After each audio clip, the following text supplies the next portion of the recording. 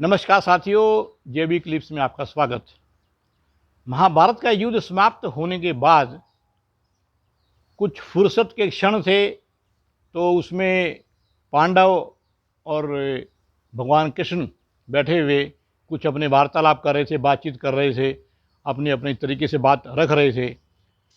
तो कृष्ण जी को अर्जुन ने बोला, केशव आप देखिए, मेरे तीरों के प्रहार से भीष्म पितामह, कर्ण और वगैरह वगैरह उन सब के जो रथ हैं वो कितने दूर तक चले गए।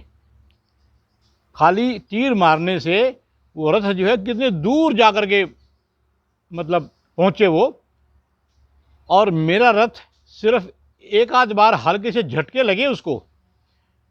कर्ण ने भी और भीष्म पितामह वगैरह ने भी जो तीर चलाए, तो मेरे जो रथ हैं वो उनसे सिर्फ हिला, वो उनसे दूर नहीं पहुंचा।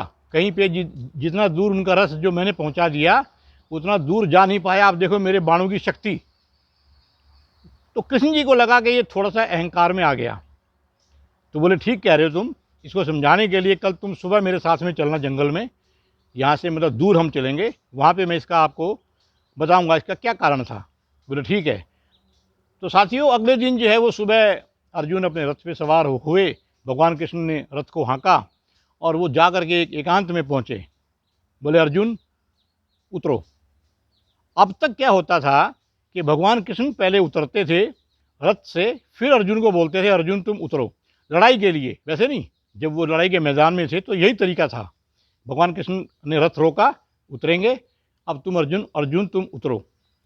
मगर वहाँ जाकर के जो कि युद्ध समाप्त हो गया था, वो तरीका बदल गया। अर्जुन उतरो। भगवान कृष्ण भी रथ पे बैठे हुए हैं। अर्जुन ने सोचा चलो, लेकिन कुछ बोल थोड़ी सकते हैं, उतर गए।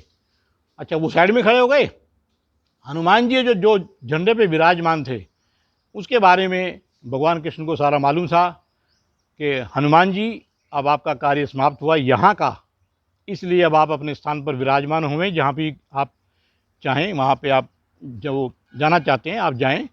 अब युद्ध का काम खत्म हो गया, आपका धन्यवाद। तो उनको जब ऐसा कहा गया तो आदेशानुसार कह लो या जो हनुमान जी की इच्छा भी हुई, वो रथ से अपने झंडे से उतर के चले गए। अब उन्होंने, कृष्ण जी ने बोला कि अर्जुन, ये जो किल्ली है ना जिसके ऊपर ये जो झंडा लगा हुआ था, इसको जरा तुम उतारो। तो अर्जुन अभी सोचने लगा, तो भगवान कृष्ण ने इतनी देर में एक पैर ऊपर रखा, उसको किल्ली को खींच दिया। किल्ली के खींचने के बाद जैसे ही वो रथ से नीचे उतरे, सारा रथ टुकड़े टुकड़े होके गिर गया, वहीं पे गिर गया।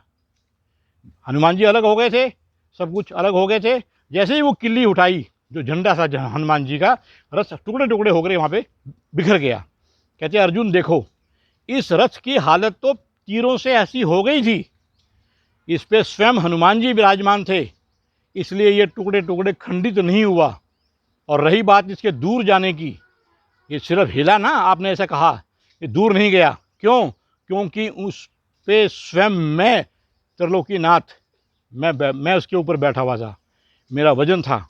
और यहाँ पर आकर के जब मैंने तुमको इसीलिए उतारा कि अगर मैं पहले यहाँ से हट जाता तो तुम रथ के टुकड़ों के साथ ही तुम्हारे भी टुकड़े हो सकते थे, या फिर तुम भी जाकर के कहीं दूर गिर सकते थे छिटक के।